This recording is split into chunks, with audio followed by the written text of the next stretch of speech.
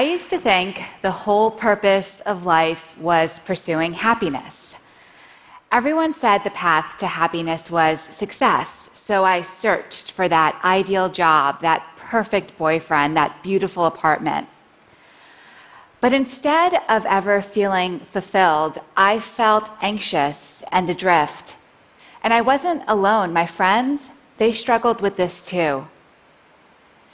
Eventually, I decided to go to graduate school for positive psychology to learn what truly makes people happy. But what I discovered there changed my life. The data showed that chasing happiness can make people unhappy. And what really struck me was this. The suicide rate has been rising around the world, and it recently reached a 30-year high in America. Even though life is getting objectively better by nearly every conceivable standard, more people feel hopeless, depressed, and alone. There's an emptiness gnawing away at people, and you don't have to be clinically depressed to feel it. Sooner or later, I think we all wonder, is this all there is? And according to the research, what predicts this despair is not a lack of happiness. It's a lack of something else, a lack of having meaning in life. But that raised some questions for me. Is there more to life than being happy? And what's the difference between being happy and having meaning in life? Many psychologists define happiness as a state of comfort and ease, feeling good in the moment. Meaning, though, is deeper. The renowned psychologist Martin Seligman says meaning comes from belonging to and serving something beyond yourself, and from developing the best within you. Our culture is obsessed with happiness, but I came to see that seeking meaning is the more fulfilling path. And the studies showed that people who have meaning in life, they're more resilient, they do better in school and at work, and they even live longer. So this all made me wonder, how can we each live more meaningfully? To find out, I spent 5 years interviewing hundreds of people and reading through thousands of pages of psychology, neuroscience, and philosophy. Bringing it all together, I found that there are what I call 4 pillars of a meaningful life. And we can each create lives of meaning by building some or all of these pillars in our lives. The first pillar is belonging. Belonging comes from being in relationships where you're valued for who you are intrinsically and where you value others as well. But some groups and relationships deliver a cheap form of belonging. You're valued for what you believe, for who you hate, not for who you are. True belonging springs from love. It lives in moments among individuals, and it's a choice. You can choose to cultivate belonging with others. Here's an example. Each morning, my friend Jonathan buys a newspaper from the same street vendor in New York.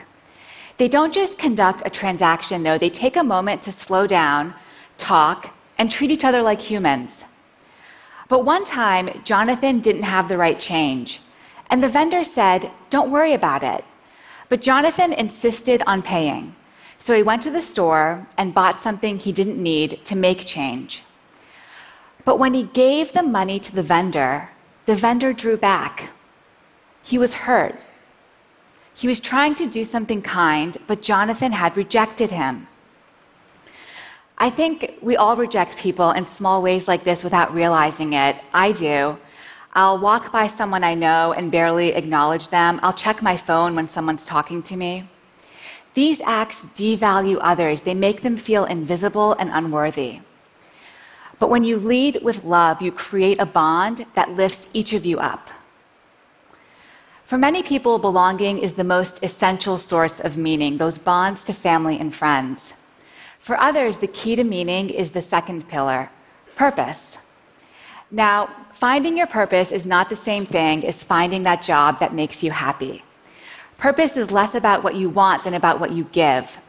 A hospital custodian told me her purpose is healing sick people. Many parents tell me, my purpose is raising my children. The key to purpose is using your strengths to serve others. Of course, for many of us, that happens through work. That's how we contribute and feel needed. But that also means that issues like disengagement at work, unemployment, low labor force participation, these aren't just economic problems, they're existential ones too. Without something worthwhile to do, people flounder. Of course, you don't have to find purpose at work, but purpose gives you something to live for, some why that drives you forward.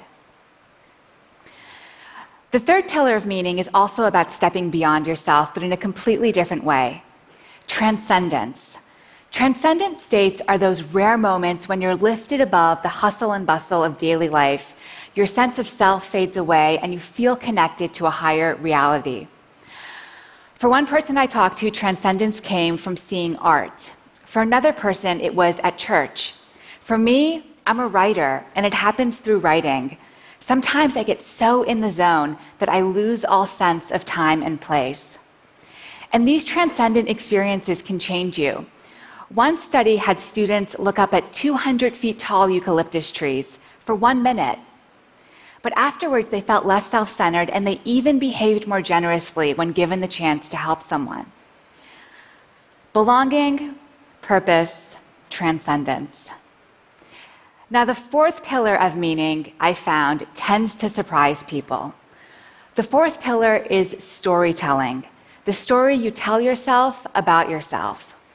Creating a narrative from the events of your life brings clarity. It helps you understand how you became you. But we don't always realize that we're the authors of our stories and can change the way we're telling them. Your life isn't just a list of events. You can edit, interpret, and retell your story even as you're constrained by the facts. I met a young man named Emeka who'd been paralyzed playing football. After his injury, Emeka told himself, "My life was great playing football, but now, look at me." People who tell stories like this, "My life was good, now it's bad," they tend to be more anxious and depressed.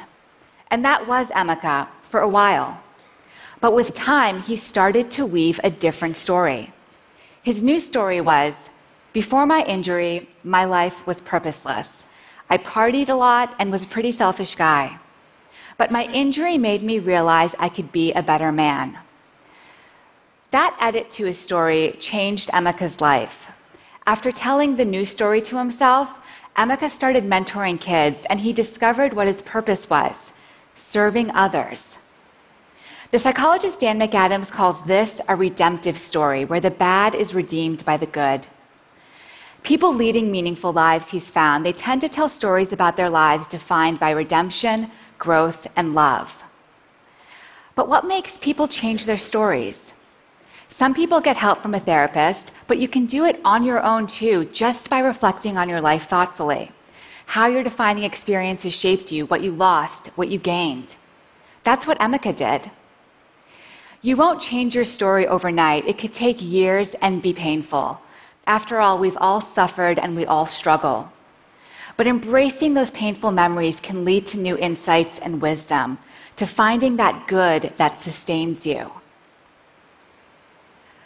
Belonging, purpose, transcendence, storytelling. Those are the 4 pillars of meaning. When I was younger, I was lucky enough to be surrounded by all of the pillars. My parents ran a Sufi meeting house from our home in Montreal. Sufism is a spiritual practice associated with the whirling dervishes and the poet Rumi. Twice a week, Sufis would come to our home to meditate, drink Persian tea, and share stories. Their practice also involved serving all of creation through small acts of love, which meant being kind even when people wronged you. But it gave them a purpose: to rein in the ego. Eventually, I left home for college, and without the daily grounding of Sufism in my life, I felt unmoored, and I started searching for those things that make life worth living.